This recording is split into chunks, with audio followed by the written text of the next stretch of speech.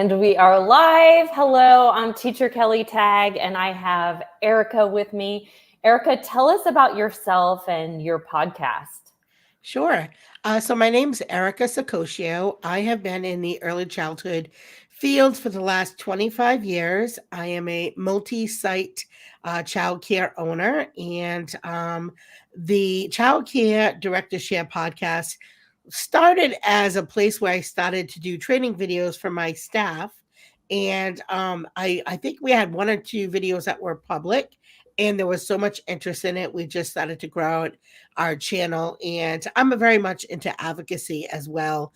So I just thought it was a great place to use my voice to help support early childhood education, especially right now. We're going through a big industry shift right now, and so it just seemed like a great place to talk about what's going on. That's great. And she's not just on YouTube, even though I showed the YouTube, but you're also on Spotify and Apple Podcasts. And my channel is mostly teachers. So even though hers is towards directors of daycare, she does have a lot of episodes that would be interesting to teachers. Like she had one about play-based learning. And I even think parents of preschoolers would like your podcast too. There was a lot on there. Special needs. And we talked about that on your podcast as well, which is coming out soon. But okay, so in my area, so I don't know if this is specific to the areas, but where I live, I notice a lot of daycares just won't accept children with IEPs. And me working with special needs, I've heard from many families and also talked to other teachers who experienced the same thing, who said that their child was kicked out of a daycare, asked not to come back. So I think it's wonderful that you're trying to work with the schools and accept IEPs and work with special needs. So what made you decide to do that? I think that you have to really make sure that, because at the end of the day, we're here to service children and we want what's best for the children.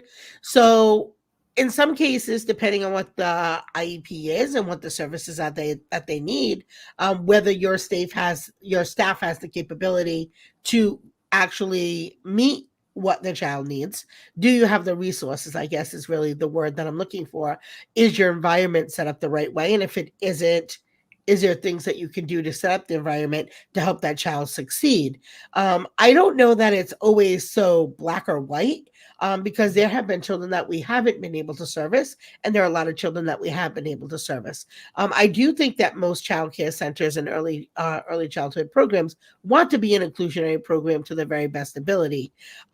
We don't always have the additional staffing that may be part of that child's IEP. Maybe they would be typically in a school setting, maybe in a 1-to-6 ratio, and maybe the center isn't able to financially support that without additional funding, which is why I do think that for programs that are high quality and are able to connect with the universal pre-K, those funds would help give another teacher in the classroom, which you're able to do in a school setting, but maybe not always able to have the funds or resources to do in a private setting. Well, that makes sense because you're kind of caught, if you raise prices so you can get more people in, then your customers won't be happy. So you kind of got to balance all of that.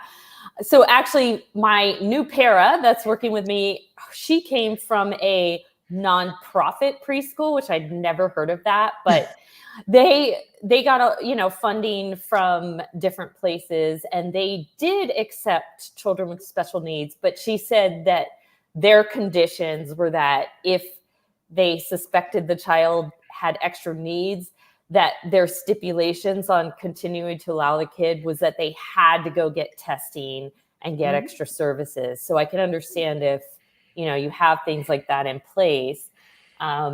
Cindy says, our public school has pre-K and required by the state to have 50-50 special needs, which I am sure is different than private pre-Ks.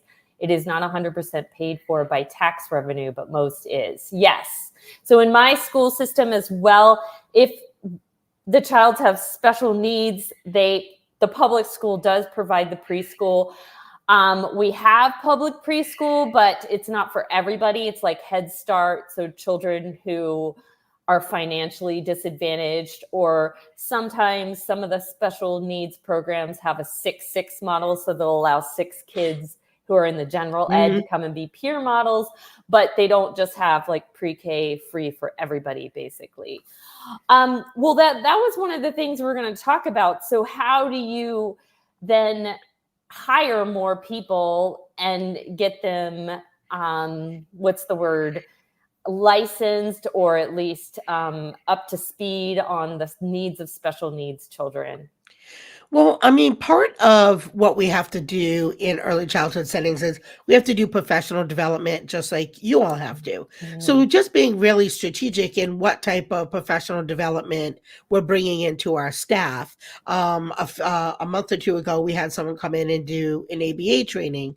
And what does that look like? Because we know that great school environments work for all children.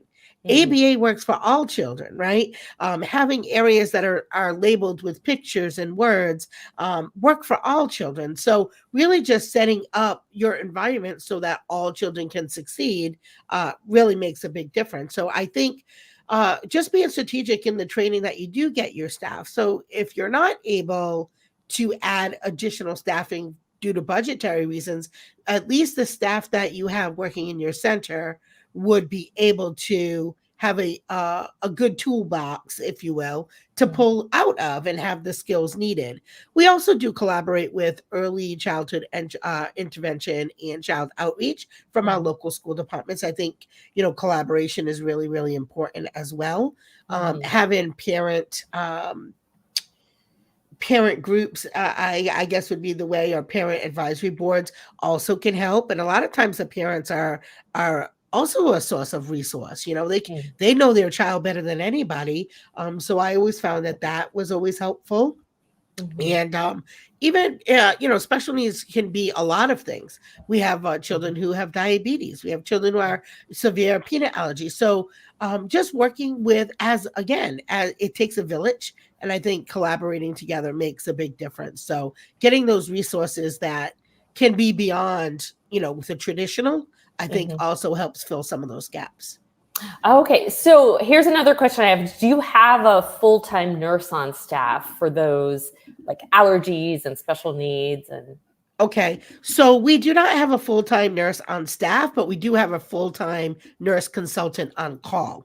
So okay. if we need to, we have questions about something, we can get an answer pretty quickly. And Mhm. if we do have children who have asthma, peanut allergies, all of our staff have to have first aid CPR, and they get training around how to use a nebulizer, how to use an EpiPen. So whatever special needs that we have in terms of medical special needs, the staff get the training on that as well. And we do have a nurse consultant on call, but she's not physically in the building. We have multiple locations. So, Okay, well that makes sense. Yes, and that's all the trainings the teachers are required to make as well. And at least where I am in the public school, like someone could have an allergy, but they wouldn't be like you could have a severe peanut allergy but not be considered special ed. Of course, you mhm. can be special ed and have the allergy. So maybe that differs where you are, but that wouldn't be like under the category of special ed, but would need like a nurse help, you know. Mhm. Yeah. Mhm. So then what are, let's see. Oh, so we wanted to talk together about like how can daycares and school providers work together to be part of the IEP, because I know you've expressed to me like if we're going to have the IEP given to us, we weren't involved in the process. So how can we make you more involved, do you think? I think the first thing is that when an IEP meeting is called, the first question should be, does the child go to a childcare facility after they leave school? Mhm. And what supports will that child then need when they are dropped off at that location? And in sharing those IEPs, other than just handing somebody a piece of paper, but having them be part of that collaborative effort of what the child needs. How we want to get the best outcome, right? Yeah, So being at the table, what do you see in the morning might look different than what I'm seeing in the afternoon at 3 o'clock, right? true. So I think inviting early childhood professionals to the table, to those meetings, I think is just as important as having, anybody else that's working with that child. You might have the child for 6 hours, but I may have that child 3 in the afternoon, and then all vacation weeks, all Mhm. day summer, right? So it needs to be cohesive. That makes sense. And I think I would, if I were to invite you to the meeting, I'd have to have the parents' permission. But just talking to you has made me aware, like something I should ask. And hopefully that brings awareness to any other special ed teachers who are watching. Ask if they go to a daycare. I mean, sometimes because you put them on a daycare bus after, but maybe you don't know. Maybe ask, or if Yeah. they're going somewhere in the summer. So yeah, Well, I think that's a great idea. I think it just became so super obvious to me during COVID when Mm, everybody flipped over to distance learning, and we had 3 locations at the time, and 2 of them were completely full with distance learning students. And I mean, we were like a mini school at that point. We had 80 students in one building and 50 in the other, all on Chromebooks. mm, And so, right, I don't know that we'll ever totally go back to full distance learning, but just thinking like that alone, like mhm. instantly in one day, it was, these kids are now yours, and you're now the educator, if you will. We were the support system for schools almost Mhm. overnight. So what we do in private settings, whether they're for profit, nonprofit, what we do together matters, because again, if we Yeah, believe in a community of educators, then we have to kind of walk the walk.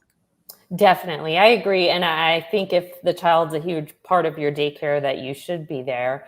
Um, Question from our audience, or statement. Some people get themselves on a wait list when the child is 6 weeks old. Haha, small town vibes. No, I live in kind of a big It's everywhere. metropolitan area. Yeah. And especially at the 6 weeks, because like there's a bigger, isn't there a smaller adult child ratio Yeah. too? So yeah, So you can't accept as what many. it's yeah, so there's a lot of reasons behind that. First of all, obviously the ratio is super, super small. So in Rhode Mhm. Island, it's 1 to 4. So we have to have a teacher for every 4 students. And then your Same. group size can only be 8. But Mm, the thing is, and this is not new with the change in the industry, nobody has ever made money on infants. We don't make money on infants. We never have, and we never will. Infants, really, people will take in infants because we hopefully will have them for a really long time. So mm, you lose money, honestly, on an infant classroom.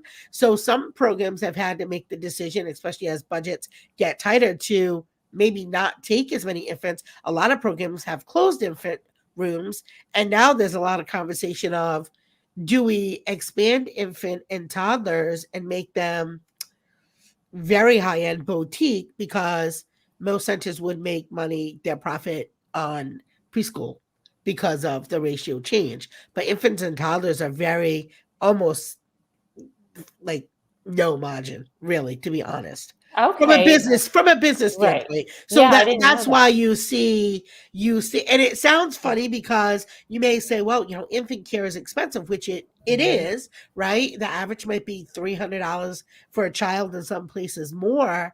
But if you have now again, we're talking about high quality. If you have a high quality early childhood program, you may have somebody. I know at my school, we have a girl who has 2 master's degrees in our infant room. She's not making minimum wage. So there's a lot of factors. So Mhm. just ratio is a big challenge around providing infant care. Okay, and then there's one thing you said I just want to clarify. So are you Yeah. saying that you're going to put the infants and the toddlers in the same room to kind of No. help? Oh, okay, No, okay. I'm saying infants and toddlers in general, their ratios are so Oh, low that many businesses are like, most of them made the majority of what helped keep the school balanced in terms of the mm, budget. You would make most of your money on school age and preschool. And I know we're not really talking about per se, the childcare industry, but I'm just letting you know that is a lot of reasons why there's such wait lists. Is okay. not There's not as many infant toddler classrooms as there are preschool and school age classrooms. Okay, I did not know that, but that makes sense. So how do you find people to hire that have experience with special needs children? Well, I mean, that's the same across the board, guys. I mean, we put up an ad on Indeed and, several other hiring platforms. You sometimes honestly can't find them and you have to make them. And what I mean by that is you may have to set somebody up and say, okay, this is going to be a role in our school. These are the trainings that we need you to do. Here is the timeline. Here is the money. Here is the time. Go ahead and get that done. We have the teach program here in Rhode Island, which many states do, where folks can go back to school and have it almost completely paid by the teach program. So a Mm. lot of folks are doing that as well. That sounds like teaching, actually. It's the same thing. There's such a Yeah, need for teachers. There's a lot of programs where the county will help you, or they'll just say, okay, get these trainings done. As long as you have a bachelor's degree, and then you take these trainings, and then yeah. we'll help you. Yeah. So it's the same thing in teaching. So, have you ever had a disagreement with a school about which place a kid got a bruise, a scratch, or hurt, and how did you handle or resolve this? I haven't had that experience personally, but I can tell you what we do when students get dropped off. We kind of just do an overall assessment, and if anytime a child gets hurt at our locations, it's documented Yeah. in our app. So no, I haven't really had any experience like that. Mhm. Um, I haven't had that experience, but I would say that we try to do our due diligence before we have that experience. Right. So, being aware when children get dropped off, doing a quick, assessment to make sure there aren't any scratches or bruises, because just like all of you, we are mandated reporters. So Yeah. making sure that, and if a child does come in with a scratch or a bruise, we would, document it and say, Johnny arrived at 7:02, had a bruise on his left arm, you know.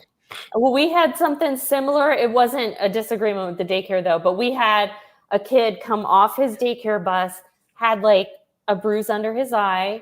And then the parents called my co-teacher and were like, what happened at school? She's like, he came off the bus that way. And then the daycare was like, yeah, it happened here. He fell. So, I mean, it wasn't a disagreement, like Sure. we agreed, but still they were coming after us. We're like, nope, he got off the bus Yeah. like that. Yeah. Most high quality programs at this point use a parent porthole. Mhm. So meaning that when that injury occurred at the child care center, that should have went immediately in the app and the parent would have known in live, almost live time, if you will. So Oh, that parent should have already known before that child even got to school that an injury happened. So I would say 95% of high quality programs do use a parent app and it's pretty close to live time. oh, okay. Well, do you have cameras at your daycare? I know a lot We do. Yeah. do. We Okay. do. I would say at this time, most centers have cameras in their facilities. And I honestly I love them because Yeah. they many times they're used for a lot of things. They're not Mhm. just used for like aha gotcha moments. They're really great use for training tools. So or observations because you can do an observation in a classroom, but we all know when the principal comes in the classroom, Mhm. you act one way. When you Right. don't know something is different, right? So and the children as well. So it's a lot easier to use a training tool to say to somebody, to the teacher, hey, take a look at this. Here's why that child may have acted out. You missed this, or this is kind of what's going on. So it helps you find triggers that you may not really see when you're actually in the classroom. So I really like them as a training tool.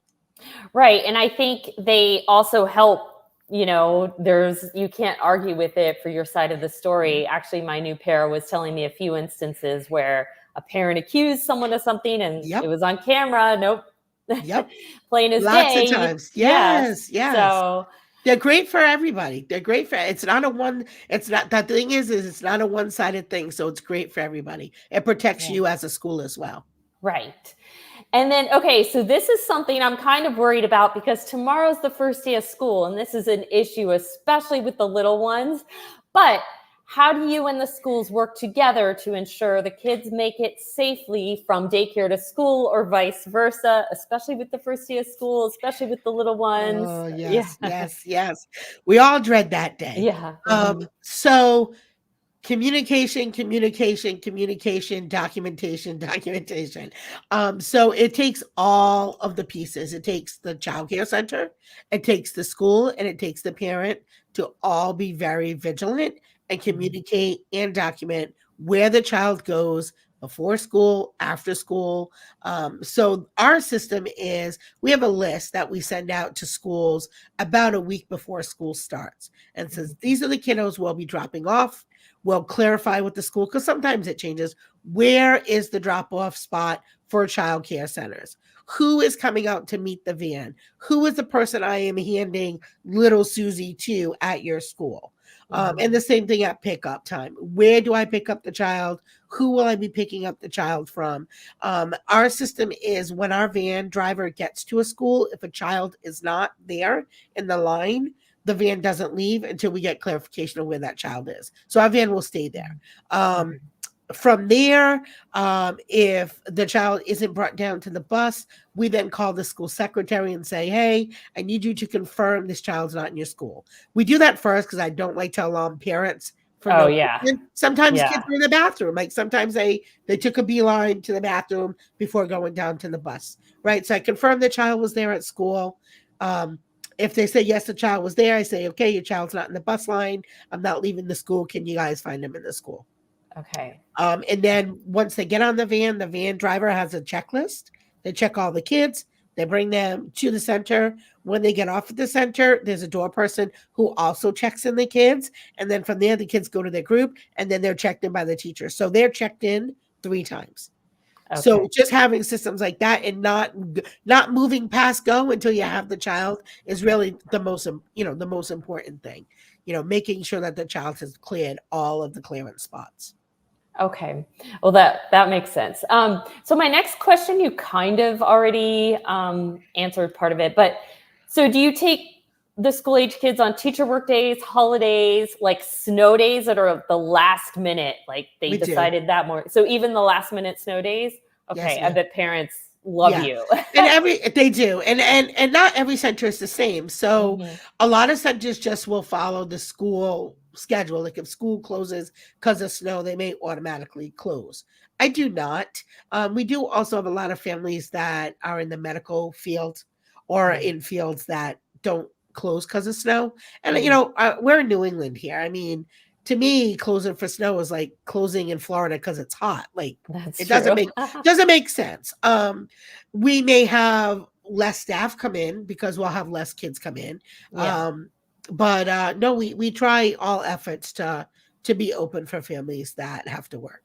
Yeah. So, okay. So our schools close a lot for like snow and ice around here. So I'm sure there are some parents that probably choose you because you stay open on those days. Especially if they're medical. So, okay. Is there anything you want people to know that we haven't already talked about? I just think respecting each other as educators is really, really important.